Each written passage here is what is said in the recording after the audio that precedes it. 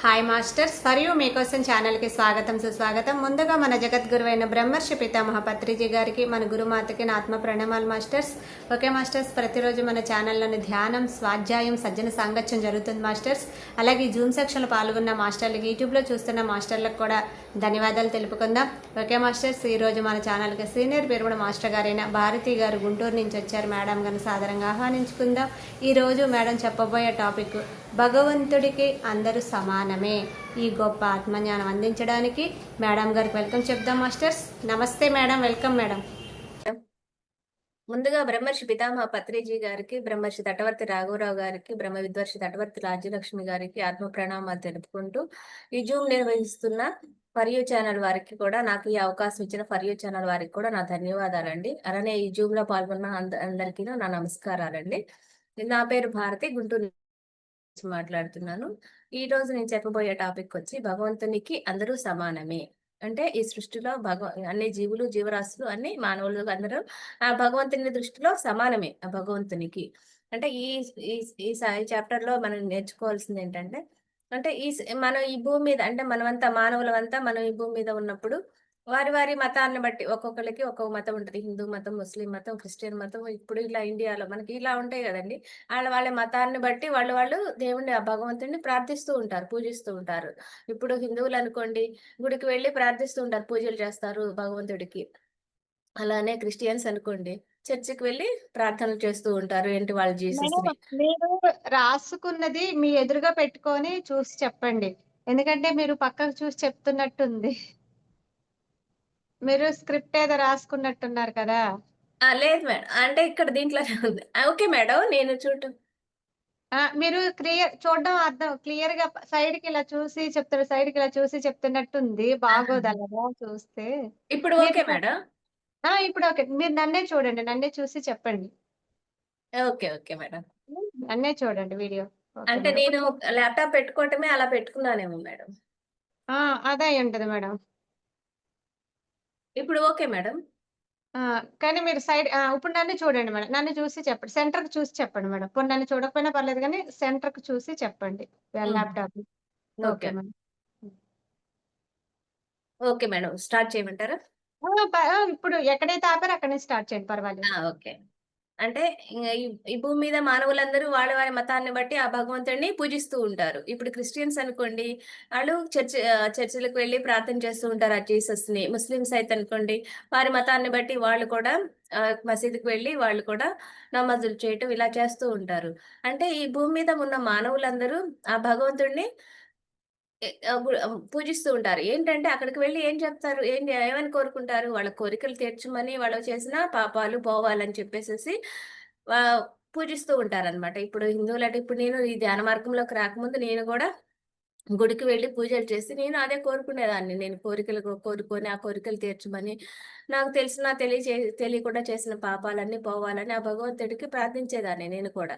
అలానే వారి వారి మతాలను బట్టి వాళ్ళు ఆ భగవంతుని దగ్గరికి వెళ్లి అలా చేస్తూ ఉంటారు. అంటే చేసిన పాపాలు పోవాలి అని. అంటే పాపం అనేది ఎందుకు చేస్తున్నాము? పాపం అనేది చేస్తున్నాము. అంటే తెలిసి చేస్తున్నాం, కొన్ని తెలియక చేస్తున్నాం. అంటే అలా తెలిసి కూడా పాపం చేసి మళ్ళీ ఎళ్లి ఆ భగవంతుడి దగ్గరికి వెళ్లి మళ్ళీ పాపం పోగొట్టు స్వామి అని చెప్పి మనం ప్రార్థిస్తున్నాం. అంటే అలా చేయటం వల్ల ఆ భగవంతుడు నిజంగా పాపాలు పోగొడతాడా? అంటే అలా అంటే ఇంక ఏంటంటే మనం ఎదుటి జీవులను హింసిస్తూ ఉంటాం. ఎదుటి వారితో అన్యాయంగా, అధర్మంగా ప్రవర్తిస్తూ ఉంటాం. ఇవన్నీ పాపాల కింద వస్తాయి. అంటే ఈ పాపాలన్నీ చేసి మళ్ళీ ఆ భగవంతుడి దగ్గరికెళ్లి మళ్ళీ ప్రార్థిస్తూ ఉంటాం. ఏంటంటే పోగొట్టమని. నాకు తెలిసినంత వరకు చిన్నప్పుడు చదువుకున్నాను. జీవహింస మహాపాపం అని చదువుకున్నాను. కానీ నాకర్థమైందేంటంటే, వాటిని కొట్టడం గానీ, వాటికి ఆకలేస్తే అన్నం పెట్టకుండా ఉండటం, ఇలాంటివి పాపం అనుకున్నాను గానీ, ఆ జీవులని చంపి తినటం అనేది పాపమని తెలియలే నాకు కూడానప్పుడు. ఎందుకంటే మన పూర్వీకులు గానీ, మన ఇంట్లో కుటుంబ సభ్యులు గానీ వాళ్ళందరూ తింటున్నారు కాబట్టి, నేను కూడా అలానే అదొక ఆహారం అని చెప్పేసేసి తినటం జరిగింది. కానీ ఎప్పుడైతే మనం ఈ ధ్యాన మార్గంలోకొచ్చి పత్రిజీ గారు మనం చెప్పిన ఈ జీవహింస గురించి ఎలా చెప్పారో తెలిసిన తర్వాత నేను మానేశాను. ఇమ్మీడియేట్‌గా మానేశాను. ఏంటంటే అవి కూడా ఆత్మస్వరూపులని తెలుసుకున్న తర్వాత మానేశాననుకోండి. అంటే అదే మహాపాపమని తెలుసుకోకుండా, అంటే అజ్ఞానంలో ఉండి ఇవన్నీ చేశాము. చేసిన తర్వాత ఇప్పుడు ప్రాణం ఉన్న భగవన్ క ప్రాణం ఉన్న ప్రతి జీవిలోనూ ఆ భగవంతుడు ఉన్నాడు. ఆత్మగా ఉన్నాడు. కానీ ఏమనుకున్నా నేను అంతకుముందు భగవంతుడంటే ఆ గుడిలో ఉన్న విగ్రహం కానీ, పూజా మందిరంలో ఉన్న పటాల్లో గాని ఆ భగవంతుడు ఉన్నాడని అనుకోని, ఇంట్లో పూజలు చేయటం గాని, దీపం పెట్టడం ఇలాంటివన్నీ చేసేదాన్ని. ఆయనే భగవంతుడని ఇంకంతటితో ఆయనకి చెప్పేసుకుంటే అయిపోయింది అని చెప్పేసి అనుకునేదాన్ని. అలా పాపాలు చేస్తూ ఈ భూమి మీద మానవులు ఇంకా ఆ భగవంతుడిని ప్రార్థిస్తూ ఉంటారు. అంటే వెళ్లి కొబ్బరికాయలు కొట్టడము, మొక్కులు మొక్కుకోవటము, అవి మొక్కులు తీర్చుకోవటము, తలనీలాలు ఇవ్వటము, అంగప్రదక్షిణలు చేయటము, ఇలా గుంజలు తీయటం ఇలాంటివన్నీ శారీరకంగా చేస్తున్నారు. అంటే వాళ్ళ శరీరాన్ని హింసించుకొని చేస్తున్నారు. అంటే భగవంతుడంటే ఏంటో తెలియక. పాపాలన్నీ పోతాయి ఇలా చేస్తే అని అనుకుంటున్నారనమాట. అంటే నిజంగా అట్లానే చేస్తే ఈ భూమి మీద ఉన్న మానవులు ఇప్పుడు మనకు తెలిసినంత వరకు ధ్యాన మార్గంలోకి వచ్చిన వాళ్ళు కొంతమందే ఉంటారండి. మిగతా అందరూ పూజలు చేస్తూనే ఉన్నారు. భగవంతుడిని పూజిస్తూనే ఉన్నారు. నిజంగా మన కష్టాలు, నష్టాలు, మన దుఃఖాలన్నీ పోవాలి గదా! ప్రతి ఒక్కరు వారి వారి మతాన్ని బట్టి ఆ భగవంతుడిని పూజిస్తున్నారు. కానీ నిజంగా అలా చేస్తే అందరికీ కష్టమనేది ఉండకూడదు. ఈ దుఃఖమనేది ఉండకూడదు. అంటే దాదాపు చాలా మంది మానవులు అందరూ సుఖంలోనే బతకాలి. కానీ కష్టాలు, ఈ దుఃఖం అనేది ప్రతి మానవుడికి ఉంటున్నాయన్నమాట. ఉండే ఒక అది లేని మానవుడంటూ లేరు. అంటే ఈ మనకి పత్రి గారు గూడా చెప్పారు. చేసిన పాపాలే మనకి రోగాల కింద వస్తాయని. మనం చేసిన పాపాలు రోగాల కింద వస్తే పత్రి గారు మనకు బోధించారు. అలానే ఇక్కడ ఈ భూమి మీద ఈ మన మానవుడికి ఏది పాపము, ఏది ధర్మము అని చెప్పడానికి ఎందరో మహాపురుషులు వచ్చారు. మనకి జన్మ తీసుకున్నారు. అవతార పురుషులుగా ఎందరో తీసుకున్నారు. ఇప్పుడు నాకు తెలిసినంత వరకు షిరిడి సాయిబాబా గాని, సత్య సాయిబాబా గాని, ఇప్పుడు మన పత్రి గారు గాని, ఇలాంటి మహాపురుషులు ఎంతోమంది భూమి మీద వచ్చారు. భూమి మీదకొచ్చి ఏది పాపమని, ఏది ధర్మమో చెప్పారు. అంటే ఇప్పుడు పత్రి గారు ఉన్నారనుకోండి, సారు ఆయన ధ్యాన మార్గంలోకొచ్చిన కాడ్నుంచి జీవహింస గురించి చాలా మనకి చెప్పారు. ఆయన చివరికి ఎళ్ళిపోయే వరకు కూడాను జీవహింస గురించి చాలా పోరాడారు పత్రి గారు. దాని గురించి చాలా ప్రచారం జేశారు. అలా పాపాలు పోవాలి అని భగవంతుడిని ప్రార్థిస్తున్నాం కానీ, అసలు భగవంతుడంటే ఎవరో తెలీదు. అసలు భగవంతుడెవరో తెలియకనే ఇట్లా పాపాలన్నీ మానవుడు చేస్తున్నాడు. అంటే ఈ ధ్యాన మార్గంలోకి రాకముందు గూడా నేను గూడా అలానే అనుకునేదాన్ని. భగవంతుడంటే ఎవరో అనుకునేదాన్ని. విగ్రహాలే అనుకునేదాన్ని. కానీ మన గురువుల దయ వల్ల అంటే పత్రిజీ గారి దయ వల్ల మనం ఈ ధ్యాన మార్గంలోకి వచ్చిన తర్వాత భగవంతుడంటే ఎవరో తెలుసుకున్నాము. ఎవరాయన భగవంతుడంటే సర్వాంతర్యామి అని, ఆయన సకల జీవులలో ఉన్నాడని, ఆయన లేని చోటు లేదు. అంటే ఆత్మరూపంలో ప్రతి జీవిలోనూ ఉన్నాడు. ఆయన ఆత్మరూపంలో ఆ పరమాత్ముడు ఉన్నాడు. మనమందరము ఆయన యొక్క అంశలమే. ఆహ్, ఆత్ అందరము ఆత్మలమే. అంటే ఆత్మ అంటే భగవంతుడు అని తెలుసుకున్నాం. అంటే ఈ జీవహింస చేయటము అంటే భగవంతుడిని హింసించటమే. అంటే ప్రతి జీవి ఆత్మ స్వరూపమే అని తెలుసుకున్న తర్వాత ప్రతి ఒక్క జీవిలోనూ ఆత్మగా భగవంతుడు ఉన్నాడు కాబట్టి ఆ జీవిని హింసించటం అంటే భగవంతుడిని హింసించినట్టే. అంటే ఆ భగవంతుడిని హింసించి మళ్ళీ ఆ భగవంతుడి దగ్గరికే వెళ్లి మనం ప్రార్థిస్తున్నాం. ఏమని? మా పాపాలు తొలగించు నాయనా అని చెప్పి ప్రార్థిస్తున్నాం. అంటే చూడండి ఎంత అజ్ఞానంలో ఉన్నామో మానవులము. అంత అజ్ఞానంలో ఉండే ఆ పని చేస్తున్నాం అన్నమాట. అంటే ప్రతి జీవికి ప్రాణభయం ఉంటుంది. అన్ని జీవులకి ప్రాణభయం ఉంటుందండి. మానవులకి ఎలా ప్రాణభయం ఉంటుందో ప్రతి జీవికి కూడా ప్రాణభయం అనేది ఉంటుంది. ఇంకా మహాభారత యుద్ధం జరిగే టైంలో అంటండి వ్యాస భగవానుల వారు అగట్ల ఒక రోడ్డు మీద అంటే దారి వెంబట నడుచుకుంటూ వెళ్తుంటే ఒక చీమ రోడ్డు క్రాస్ చేస్తుంది. స్పీడ్‌గా వెళ్తుందంట రోడ్డు ఇవతల నుంచి అవతలకి. ఆ వెళ్ళే టైంలో వ్యాస భగవానుల వారు చూసి దానికి మాట్లాడే శక్తిని ప్రసాదించి ఆ చీమని అడుగుతారంట. "చీమ చీమ ఎందుకు నువ్వు ఇంత ఫాస్ట్‌గా వెళ్తున్నావు?" అని చెప్పేసేసి ఆ చీమని మాట్లాడే శక్తి ఇచ్చి అడుగుతారంట. ఆ చీమ ఏమని సమాధానం చెప్తుందంటే, ఇటు రోడ్డు మీదకి ఒక రథం రాబోతుంది. నేను ఆ రథ చక్రాల కింద అంటే స్పీడ్‌గా నేనెళ్ళకపోతే ఆ రథ చక్రాల కింద పడి నలిగిపోతాను అని చెప్పి చీమ చెప్తుందంట. అంటే అప్పుడు వ్యాసభగవానులు వారెంతో ఆశ్చర్యపోయారంట. అంటే ఇంత చీమకే ఆ భగవంతుడు అంత జ్ఞానాన్నిచ్చాడు అని చెప్పేసేసి వ్యాసభగవానులు కూడా ఎంతో ఆశ్చర్యపోయారంట. అలానే ఆ చీమకి అంత చిన్న చీమకు కూడా అంత భయం ఉంటే, ఇంకా అంతకంటే ఎన్నో రెట్లు పెద్దవైన జీవులను మానవుడు చంపి తింటున్నాడు. అంటే వాటికి కూడా భయమనేది ఎంత భయమనేది ఉంటుంది. అంటే అవన్నీ అజ్ఞానంలో ఉండే మానవుడు చేస్తున్నాడు. అంటే జీవులను ఎప్పుడైతే హింసించి వాటిని చేస్తున్నాడో మానవుడు రాక్షసుడే అవుతాడు. అప్పుడు ఎప్పుడైనా జీవుల్ని హింసించేవాళ్ళు, శిక్షించేవాళ్ళు రాక్షసులు. ఎప్పుడైతే జీవులను రక్షిస్తారో వాళ్ళు మానవులు. రక్షించేవాళ్ళు మానవులు. ఎప్పుడైతే జీవుల్ని బ్రతికిస్తారో అంటే వాటిని రక్షించి బ్రతికిస్తారో వాళ్ళు దేవతలు అవుతారంటండి.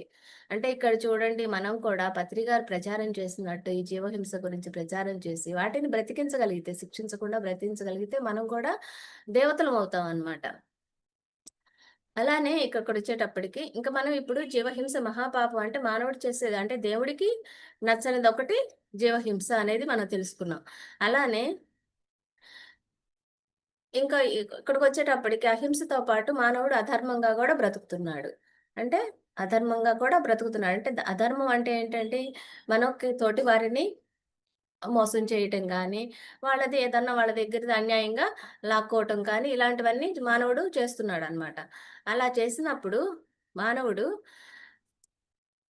అంటే ఇప్పుడు మనకి ఎగ్జాంపుల్ తీసుకుందాము. ఒక రాజకీయ నాయకులే ఉన్నారనుకోండి. వాళ్ళేం చేస్తుంటారంటే, వాళ్ళు పేదవాళ్ళున్నారనుకోండి. వాళ్ళది దోచుకోవటం గానీ, వాళ్ళ ఆస్తులు గానీ, వాళ్ళ యొక్క స్థలాలు గానీ దోచుకోవటం గానీ, ఇలాంటివి అక్రమాలు చేస్తున్నారు. అలానే మనం చూస్తే ఇప్పుడు మనం ఏదన్నా పనికి వెళ్ళామనుకోండి. ఏదన్నా ఒక ఉద్యోగస్తులే ఉన్నారనుకోండి. లంచం తీసుకుందే వాళ్ళేం పని చేయటం లేదు. వాళ్ళు కూడా అధర్మంగానే జీవిస్తున్నారు. అలానే వ్యాపారస్తులున్నారనుకోండి. వాళ్ళ స్థాయిలో వాళ్ళు ఈ ఆహారాన్ని కల్తీ చేయటం గాని, అంటే వాళ్ళ లాభాల కోసం కల్తీ చేయటం అంటే తోటి మానవుల యొక్క ఆరోగ్యాన్ని గూడా పట్టించుకోకుండా వాళ్ళ స్థాయిలో వాళ్ళు గూడా అధర్మంగానే జీవిస్తున్నారు. ఇట్లా భూమి మీద రకరకాలుగా మానవులు అధర్మంతోనే జీవిస్తున్నారు. అంటే చూడండి ఇక్కడ ఆహ్, ఎప్పుడైతే ఒక వ్యక్తి అధర్మంగా జీవిస్తూ ఉన్నాడో ఆ వ్యక్తి ఆ భగవంతుడు కాలేడు ఎప్పుడైనా. అంటే ఒక వ్యక్తిని ప్రతి వ్యక్తి ఆత్మస్వరూపులని తెలుసుకున్నాము. తెలుసుకున్న తర్వాత గూడా మనము ఒక వ్యక్తిని మోసం చేశాము అంటే, ఆ వ్యక్తిని అంటే అది ఆత్మ స్వరూపుడంటే అతను గూడా ఆ భగవంతుడే. అటువంటి భగవంతుడిని మనం మోసం చేశామంటే ఆ వ్యక్తిని మోసం చేశాడంటే ఆ భగవంతుడిని మోసం చేస్తున్నట్టే అని ధ్యాన మార్గంలోకొచ్చిన తర్వాత తెలుసుకున్నాం. అంటే ఆ భగవంతుడు మనల్ని మెచ్చాలంటే ఎప్పుడూ ధర్మంలోనే జీవించాలండి. అంటే ధర్మం అంటే ఏంటంటే ఏ పని అయినా అంటే మనకి నష్టం గాని, కష్టం గాని ఏ పనైతే మనకు జరిగినదో కష్టం, నష్టం కలిగిందో అది మనం ఎదుటి వ్యక్తికి ఎప్పుడూ మనం చేయకూడదండి. అలాంటి పని మనం ఎదుటి వ్యక్తికి చేయకూడదు. అంటే ఆ పాపమే చేయకపోతే మనం అసలకి భగవంతులమే అవుతాం. ఇంకా చూస్తేనండి ఇంకా భగవంతుడికి మనకి మానవుడికి ఎన్నో ఇచ్చాడు. అంటే ఈ సృష్టిలో ఎన్నో ప్రసాదించాడు ఆ భగవంతుడు. అంటే పంచభూతాలను ఇచ్చాడు. ఆ పంచభూతాలతో సృష్టిని ప్రకృతిని ఏర్పాటు చేశాడు. అంటే ఆ పంచభూతాలతో మానవుడు హాయిగా బ్రతకమని మనకి పంచభూతాలిచ్చాడు. ఆ సృష్టిలో ప్రకృతినిచ్చి మనం బ్రతకటానికి కూడా ఆహారాన్ని గూడా ఆ భగవంతుడు ఇచ్చాడనమాట. అంటే ఆ ప్రకృతిలో ఇంకా స్వేచ్ఛగా జీవించమని జీవులను కూడా సృష్టించాడు. స్వేచ్ఛగా జీవించటానికి జీవులను గూడా సృష్టించాడనమాట. కానీ అన్నిటి కానీ ఏం జేస్తున్నాం మనం? స్వేచ్ఛగా జీవించే జీవులను హింసిస్తున్నాం. బాధ పెడుతున్నాం. ఇంకా మానవుడు ఏం చేస్తున్నాడు? వాని తెలివి అదా ఇంకా అంత తెలివైనోడువాడు ఎంతో మేధస్సున్న మానవుడు ఆ పంచభూతాలను గూడా పాడు జేస్తున్నాడు. ఇప్పుడు మనకొచ్చే ప్రకృతి వైపరీత్యాలన్నీ కూడా మన పంచభూతాలకు హాని కలిగించడం వల్లేనండి. అంటే మనం చూస్తున్నాం ఇప్పుడు చుట్టుపక్కల సునామీలు కానీ, ఆ! ఇప్పుడు తుఫాన్లు కానీ, ఇలాంటివి ప్రకృతి వైపరీత్యాలు ఎన్నో వస్తున్నాయన్నమాట. భూకంపాలు గాని, ఇలాంటివన్నీ గూడా మనం పంచభూతాలకి హాని చేయటం వల్లే. అంటే ఇంకా స్వేచ్ఛగా జీవించే జీవులను కూడా మానవుడు హింసిస్తున్నాడంటే ఇక్కడ ఒక్క మానవుడే ఇట్లా పక్కవాడిని హింసించటము, ఈ ప్రకృతిని నాశనం చేయటం గాని, పంచభూతాలను నాశనంగా చేయటం గాని చేస్తున్నాడు. ఏ జీవి కూడా అలాగా చేయదు. సృష్టిలో ఏ జీవి కూడా ఇతర జీవులను హింసించదు.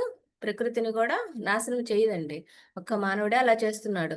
ఎప్పుడైతే మనం ప్రకృతిలోని తోటి జీవులను మనం ప్రేమిస్తామో, అప్పుడే ఆ భగవంతుని లక్షణాలు మనలో వస్తాయి. తోటి జీవులను ఎప్పుడైతే మనం ప్రేమించగలుగుతామో, అప్పుడే మనం ఆ భగవంతుడి యొక్క లక్షణాలు గాని, గుణాలు గాని మానవులకి వస్తాయి. అంటే ఏంటి? అప్పుడే మనం భగవంతులుగా ప్రవర్తిస్తామనమాట. అంటే ఎందుకంటే ఇవన్నీ తెలుసుకోవాలంటే ముందు అసల భగవంతుడు ఎవరో అని ఆ భగవంతుడి యొక్క లక్షణాలేంటి? ఆయన యొక్క గుణాలేంటి? అని చెప్పేసేసి ఎప్పుడైతే మనం భగవంతుడి గురించి ఎక్కువగా తెలుసుకుంటామో, ఈ జీవుడే మాధవుడుగా మారతాడు. ఇప్పుడే జీవుడుగా మనం ఈ జీవులు మనం భగవంతులుగా గూడా మారతామనమాట. అప్పటి వరకు ఆ భగవంతులుగా మారే వరకు మనం జన్మలనేవి తీసుకుంటూనే ఉండాలి. భగవంతుడిగా మారే వరకు మనం జన్మలనేవి ఎప్పుడూ మనం జన్మలనేవి తీసుకుంటూ ఉండాలి. అలాగే ఇంకా ఇప్పుడు మనం అహింసలో ఉండాలి, ధర్మంగా జీవించాలి అని చెప్పేసేసి మనం తెలుసుకున్నాం కదండీ! అంటే ఇప్పుడు ఇలాగ జీవించకుండా ఉండటానికి మానవుడు ముఖ్య కారణం ఏంటి? అంటే మనం ఆలోచిస్తే అలా జీవించడానికి ముఖ్య కారణం మనసే. మానవుని యొక్క మనసే. ఆ మనసనేది శుద్ధంగా లేకపోవటం వల్లనే మానవుడు ఇలా జీవిస్తున్నాడు. అంటే ఎప్పుడైతే మనం ఆ మనసనేది శుద్ధి చేసుకుంటామో, అప్పుడు భగవంతుడిలాగానే జీవిస్తామనమాట.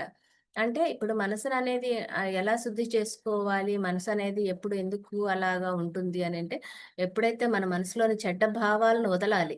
అంటే చెడ్డ భావాలంటే ఎదుటి వ్యక్తి అలాంటి వాడు, ఇలాంటి వాడనే అంటే అతను మంచివాడు, ఇతను చెడ్డవాడు అనే భావాలు మనం వదలాలి. అంటే ఇప్పుడు చెడ్డవాడు ఉంటాడు మానవుడు మన చుట్టుపక్కల ఉంటారు. కానీ వాళ్ళు కూడా ఆత్మస్వరూపులే. ఆత్మస్వరూపులే. ఇప్పుడు మన గురువులు కూడా చెప్తూ ఉంటారు. ఒక చెడ్డవాడున్నాడనుకోండి, అతని దగ్గర 100 తప్పులున్నాయనుకోండి, ఆ 100 తప్పులు 99 తప్పులున్న వాడి దగ్గర ఒక్క మంచి ఉంటుంది. ఆ ఒక్క మంచిని తీసుకోండి. ఆ 99 తప్పులు వదిలిపెట్టి, ఒక్క మంచిని తీసుకోండి అని మన గురువులు కూడా మనకు బోధిస్తూ ఉంటారు. అలానే మనసులో ఉన్న చెడు ఆలోచనలు కూడా వదిలేయాలండి. చెడు ఆలోచనలు గూడా వదిలేయాలి. అంటే వాటి వల్ల మనకే నష్టం చెడు ఆలోచనల వల్ల. ఎందుకంటే ఆ మనసనేది శుద్ధంగా ఉండదు. మలినమైపోతుంది. మన సాధనలో గూడా ఎక్కువ సేపు కూర్చోలేమనమాట. మలిన మనసుతో అంటే ఆ చెడు ఆలోచనలే మనకెప్పుడు గుర్తొస్తూ ఉంటాయి. దానివల్ల మనకి మనసనేది మలినమైతుంది.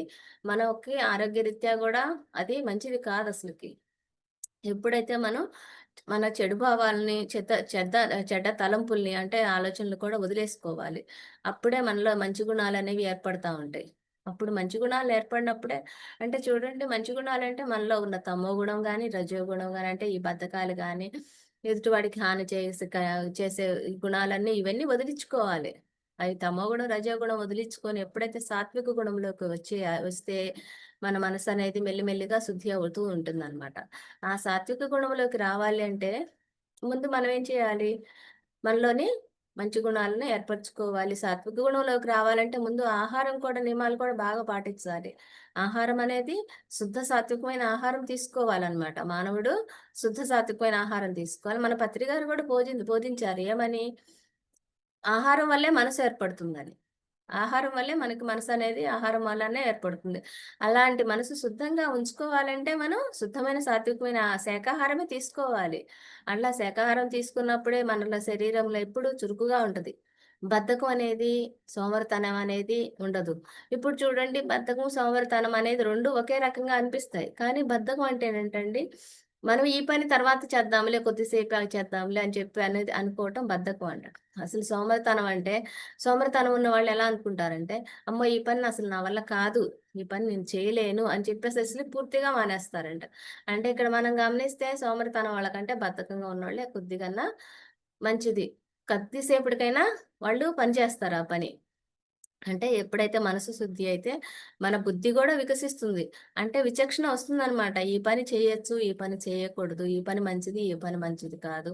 అంటే అసలు మన గురువులు గూడా బోధిస్తూ ఉంటారు. ఇప్పుడు ధ్యాన మార్గంలోకొచ్చిన తర్వాత త్రికరణ శుద్ధితో ఉండాలని. అంటే ఏంటి? మన ఆలోచన శుద్ధంగా ఉండాలి. చెడు ఆలోచనలనేవి ఉండగూడదు. మనం చేసే పని గూడా స్ మనకి పనికొచ్చే పనే చేయాలి. మనకి మనం చేసే పని గూడా అంటే ఇతరుల విషయాల్లో కానీ, మనం అవసరమైనంత వరకే మనకి ధ్యాన మార్గంలోకొచ్చిన తర్వాత మన ఆత్మకి సంబంధించిన పనులే చేయాలి. అంతేగాని మనకు ఆత్మకి సంబంధం లేని పనులు, ఆత్మకు ఉపయోగపడని పనులు మనం ఎప్పుడూ చేయకూడదనమాట. అప్పుడే మన మనసనేది శుద్ధంగా ఉంటుంది. ఇప్పుడు మనం చూడండి ఏ టీవీలో చూసామనుకోండి ఒక సినిమా చూస్తాము. ఆ సినిమా చూసినంత సేపు బానే ఉంటది. మనసు హాయిగానే ఉంటుంది. కానీ ధ్యానంలో కూర్చున్న తర్వాత అవే గుర్తొస్తూ ఉంటాయి. అప్పుడు మనకేంటంటే దానివల్ల మనకు నష్టమే.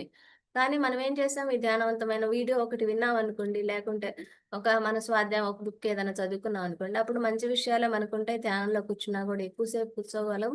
మనకి ఆలోచనలు గూడా ఉండవనమాట. అట్లా ఎన్నో జీవులు ఎన్ని జీ ఎన్ని జన్మలెత్తినా చివరికి ఆ పరమాత్మని చేరుకోవాల్సిందే.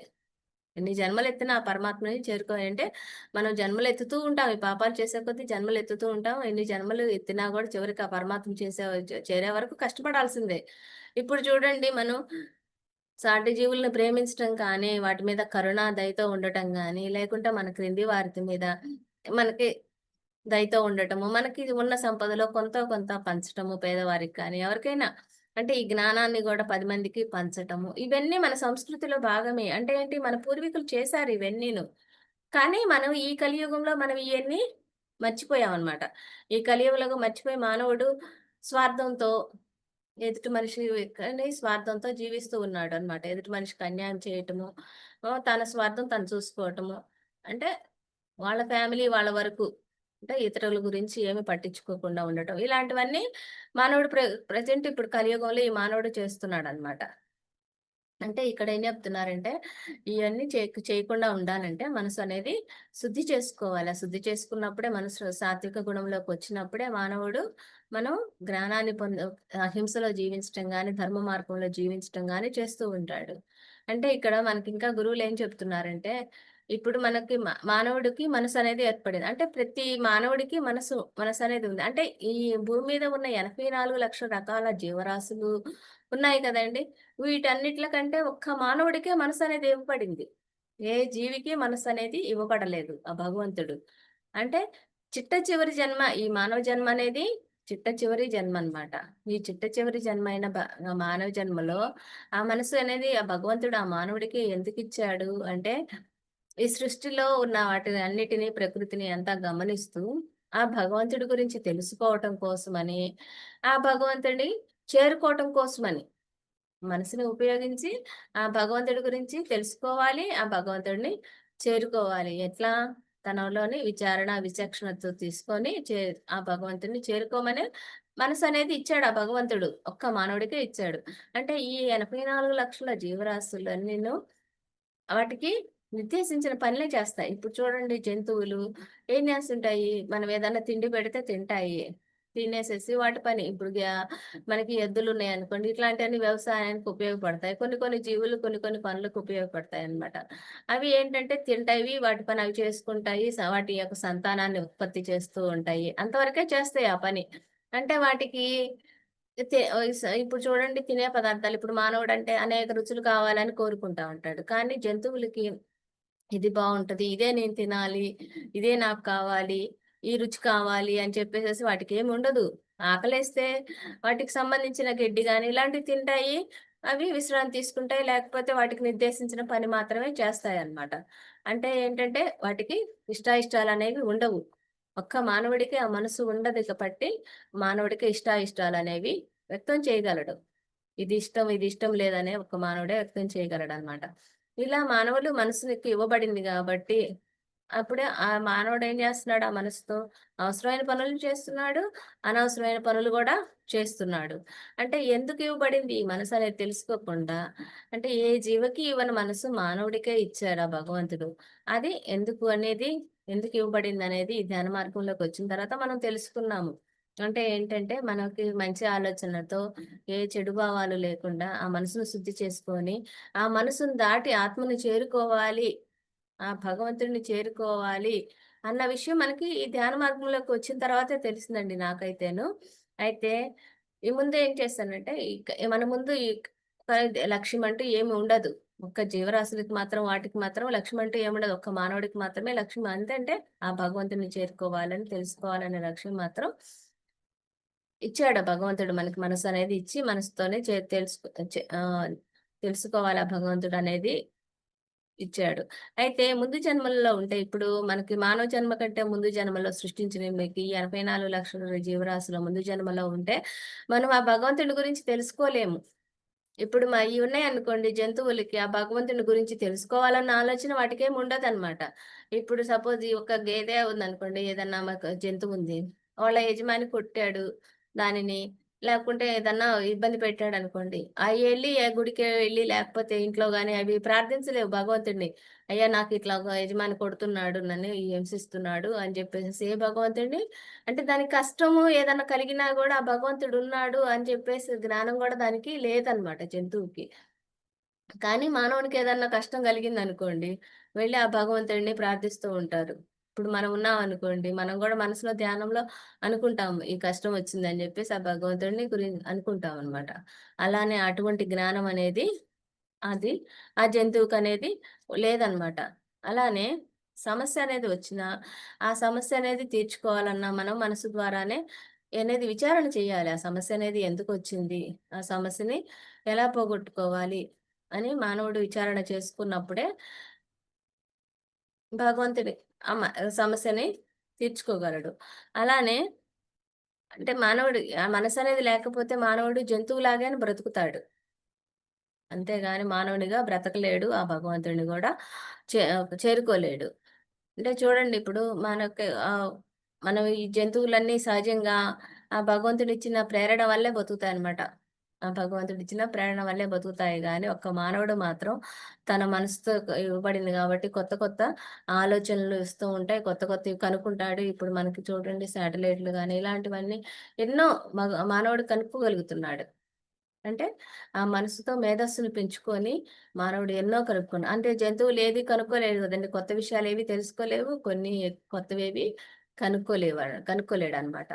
అయితే ఇలాంటి మానవుడు ఏం చేస్తున్నాడు? మనసనేది ఇచ్చాడు భగవంతుడు. ఆ భగవంతుడిని తెలుసుకోమని చెప్పి ఇచ్చాడు. కానీ మానవుడు మనసనేది సద్వినియోగం చేసుకోవటం లేదనమాట. అంటే మనసు ఇచ్చిన భగవంతుడికి ఎన్నో ధర్మాలు కూడా ఇచ్చాడు. మనసిచ్చి మనసుతో పాటు మనకి ఎన్నో ధర్మాలు ఇట్లా బతకాలి నాయనా నువ్వు భూమి మీదకొచ్చిన తర్వాత ఇలా ఉండాలి. అప్పుడే నువ్వు నన్ను చేరుకోగలవు నువ్వు అని చెప్పేసేసి ఎన్నో ధర్మాలు ఇచ్చాడు ఆ భగవంతుడు.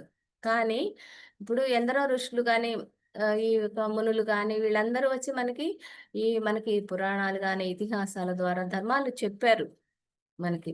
ఆ ధర్మాలని మనం పాటిస్తున్నామా అంటే వాటిని మనకి తెలియని కూడా తెలీదనమాట. ఋషులు ఇచ్చిన జ్ఞానం కూడా మనకి తెలియలేదు. ఇప్పుడు 4 యుగాల్లో ధర్మాలనేవి నలుగురిచ్చారంటండి మనకి. ఈ 4 యుగాలకు సంబంధించి నలుగురు మనకి ధర్మాన్ని బోధించాడు. ఇప్పుడు కృతయుగంలో ఇచ్చేటప్పటికి మనువు ఇచ్చాడంట. అప్పుడు మనుధర్మం అంటాం మనం. అది కృతయుగంలో మనువు ఇచ్చాడంట. త్రేతాయుగంలోకొచ్చేటప్పటికి గౌతముడు ఇచ్చాడంటండి. త్రేతాయుగంలో గౌతముడు ధర్మాన్ని మనకి బోధించాడు గౌతముడు. అలానే ద్వాపర యుగంలోకొచ్చి పరాశరుడంటండి. పరాశరుడు. ఈ కలియుగంలోకొచ్చేటప్పుడు శంకులితుడు అంట. ఇప్పుడు మన కలియుగంలో రాసిన ధర్మాన్ని రాసింది శంకులితుడు అంట. అలానే ఈ శంకులితుడిచ్చిన ధర్మాన్ని మనం పాటిస్తున్నామా అంటే ఏమి పాటించట్లేదు. అంటే ఈ మేధస్సుతో మానవుడికి మేధస్సు అనేది ఇవ్వబడింది. అంటే బుద్ధితో, ఆ జ్ఞానంతో మన మేధస్సుతో మనం చేయాల్సిన పనేంటో, చేయకూడని పనేంటో తెలుసుకోగలుగుతున్నాం. ఈ మేధస్సుతో, మనసుతో అన్నీ అధ్యయనం చేసి అంటే ఈ భూమి మీద మన చుట్టూ జరుగుతున్నయన్నీ అధ్యయనం చేసి ఏది ధర్మమో, ఏది అధర్మమో కూడా తెలుసుకోవాలి. ఎందుకంటే మనసనేది మలినంగా ఉంచుకోకపోతే ఇలా తెలుసుకోగలుగుతాం. ఇక్కడ చూడండి ఒక చిన్న స్టోరీ. ఇప్పుడు మనసు శుద్ధి అనేది అని చెప్పేసి మనసు గురించి దక్షిణామూర్తి ఒకసారి సముద్రం వెంట నడుచుకుంటూ వెళ్తున్నాడంట. నడుచుకుంటూ వెళ్తుంటే ఆ గాలి వీస్తూ ఉందంట. ఆ గాలికి ఆ దగ్గరలో ఉన్న చెట్ల ఆకులన్నీ వచ్చి సముద్రంలో పడుతుంటే అలలంట ఆ ఆకులన్నిటిని బయటికి నెట్టివేస్తాయి. సహజంగా చేస్తుంది సముద్రం. అలలతో ఆకులన్నీ బయటికి నెట్టేస్తుందంట. దక్షిణామూర్తి చూసి అప్పుడు సముద్రుడిని అడుగుతాడంట. "నువ్వింత పెద్ద సముద్రానివి గదా! నువ్వింత పెద్ద సముద్రానివయ్యుండి ఇంత చిన్న చిన్న ఆకులను నీలో చేర్చుకోలేకపోతున్నావు. ఆటిని బయటికి నెట్టేస్తున్నావు" అని చెప్పి సముద్రుడిని అడుగుతాడంట. అప్పుడు సముద్రుడు అంటాడంట, ఇప్పుడు నా సముద్రానికి నాకు ఈ అలలే అందమయ్యా. ఈ అలలతో నేను ఆకుల్ని లోపలికి తీసుకెళ్ళాననుకో, నా గర్భములో అంటే సముద్ర గర్భంలో ఎన్నో విలువైన వస్తువులున్నాయి. మణులు, మాణిక్యాలున్నాయి, ముత్యాలున్నాయి. ఇలాంటి ఎన్నో ఆ సముద్ర గర్భంలో ఉన్నాయి. ఆ సముద్ర నాకు విలువైన నా గర్భంలో ఉన్న విలువైన సంపదంతా ఈ చెత్తతో నిండుకుపోతే ఆ సంపదంతా మూసుకుపోతది. ఈ చెత్తని నేను లోపలికి తీసుకుంటే అని చెప్పేసి సముద్రుడు అంటాడంట. అంటే దీన్ని బట్టి మనం ఏం తెలుసుకోవాలి అంటే, మనకి విలువైన సంపద మన లోపలే ఉంది ఆత్మ. ఆత్మ కోటి సూర్యుల కాంతితో వెలుగొందే ఆత్మ మనలోనే ఉంది. కానీ ఆత్మ ఎట్లా ఉంది? మలిన మనసుతో మూసుకుపోయి ఉంది. ఆ చెత్తలాగా మలిన మనసుతో మూసుకుపోయింది. ఎప్పుడైతే మనం ఆ మనసుని శుద్ధిగా చేసుకుంటాం అంటే సార్ చెప్తూ ఉంటారు. క్రిస్టల్ క్లియర్‌గా చేసుకుంటారు. అంటే ట్రాన్స్‌పరెంట్‌గా చేసుకోవాలనమాట. ఎప్పుడైతే అలా మనసుని చేసుకుంటామో ఆ వెలుగుని మనం చూడగలుగుతాం. అంటే ఆ భగవంతుడిని ఆత్మని మనం చేరుకోగలుగుతాం. ఎప్పుడైతే ఆ భగవంతుడిని చేరుకున్నామో అప్పుడు ఆటోమేటిక్‌గా ఆ భగవంతుని యొక్క లక్షణాలు గాని, ఆ భగవంతుని యొక్క గుణాలు గాని మనలో వస్తాయన్నమాట. అప్పుడు మనం భగవంతుడిగానే ఎ మనం చుట్టుపక్కల వాళ్ళతో భగవంతుడిగానే ప్రవర్తిస్తూ ఉంటాం. ఈ జ్ఞానాన్ని నేర్చుకుండే కొద్దీ.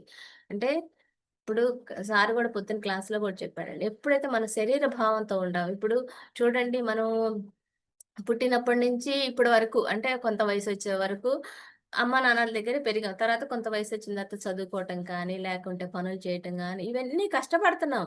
ఇప్పుడు ఆడవాళ్ళుంటే వాళ్ళ స్థాయిలో వాళ్ళు కష్టపడతారు. మగవాళ్ళుంటే వాళ్ళ స్థాయిలో వాళ్ళు కష్టపడతా ఉంటారు. ఇలా కష్టపడుతున్నాం. దేనికోసం కష్టపడుతున్నాం ఫస్ట్ నుంచి? ఈ శరీరం కోసమే కష్టపడుతున్నాము. ఈ శరీరాన్ని తోనే పని చేస్తున్నాము. ఈ శరీరాన్ని గూడా కష్టపెడుతున్నాం. పని చేయటం అంటే శరీరాన్ని కష్టపెట్టడమే గదా! కష్టపెట్టి రాత్రులు ఏదో కాసేపు ఒక 10 ఒక 4 గంటలు పడుకుంటున్నాము. అంటే ఆ టైంలోనే ఆ శరీరానికి విశ్రాంతినిస్తున్నాం. ఈ శరీరాన్ని కష్టపెడుతున్నాం. ఈ శరీరం కోసమే కష్టపడుతున్నాం. కానీ మనకు చివరికి మిగిలేదేంటి? అంటే ఇప్పుడు సార్ చెప్పేదేంటంటే, చేయండి పని. మీరు బ్రతకటం కోసం సంపాదించాలి. కానీ మిగతా టైంలో ఆత్మ కోసం బ్రతకాలి. అంటే మిగతాదంతా ఆత్మ ఉన్నతి కోసమే మనం ఏ పనైనా చేయాలి. అంటే ఏ పని చేసినా మనకి ఈ ఆత్మకి లాభం కలుగుతుందా? ఈ పని నాకు అని చెప్పేసేసి ఎప్పుడైతే మనం ప్రతి నిమిషం మనం ఉంటామో, ఎరుకలో ఉంటామో, అప్పుడే మనం ఆత్మ కోసం ఆత్మలా జీవిస్తామనమాట. అలా జీవించడం అలా ఎన్ని చేసుకోవాలంటే అప్పుడు మనసనేది శుద్ధిత్వంలో ఉంచుకుంటేనే మనం చేయగలం. అంటే మనసే లేకపోతే ఏది గ్రహించలేమండి. మనసనేది లేకపోతే ఇప్పుడు చూడండి మెంటల్ డిహార్టెడ్ ఉంటారు. అంటే ఏంటి వాళ్ళెలా ఉంటారంటే అంటే మనం పిచ్చివాళ్ళు అంటాం గదండీ వాళ్ళు. వాళ్ళకేంటంటే ఆకలేస్తే పాపం తింటారు. లేకుంటే ఏదైనా కావాలంటే ఎదుటి వ్యక్తిని అడుగుతారు. అంతేగాని వాళ్ళు సొంతగా ఏది ఆలోచన ఉండదనమాట వాళ్ళకి. అందుకని మనసు లేకపోతే పిచ్చివాళ్ళుగానే ఉంటారు మానవులు. మనసనేది భగవంతుడు ఒక్క మానవుడికే ఇచ్చాడు. దాంతో ధర్మం ఏమిటో, అధర్మం ఏమిటో తెలుసుకోవాలి. అంటే ధర్మంలో ఉంటే ఎంతో సంతోషంగా జీవిస్తామండి. ధర్మంలో ఉంటే ఎంతో సంతోషంగా జీవిస్తాం. సంతోషంగా జీవించి అంటే ఆ సత్యము, ధర్మంతో ఉంటేనే మానవుడు ఆనందంగా ఉంటాడు.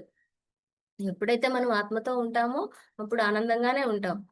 అంటే సత్యము, ధర్మం అనేది మానవునికి 2 చేతులు లాంటివి. అంటే మనకి 2 చేతులు లాంటివి ఈ సత్యము, ధర్మం అనేది. ధర్మంగా ఉన్నవారికే సత్యం అనేది గూడా తెలుస్తుంది. ఎప్పుడైతే మనం ధర్మంలో ఉంటామో వాళ్ళకే సత్యం అనేది తెలుస్తుంది. అంటే సృష్టిలో ప్రతి దాని గురించి తెలుసుకోవాలి మానవుడు. తన మనసుతో తెలుసుకోవాలి, బుద్ధితో ఆలోచించాలి, తన మేధాశక్తితో ఆ పని సవ్యంగా చేయగలగాలి మానవుడు. అప్పుడు చేసినప్పుడే ఆయనకి మనకి ఆత్మోన్నతి అనేది కలుగుతుంది.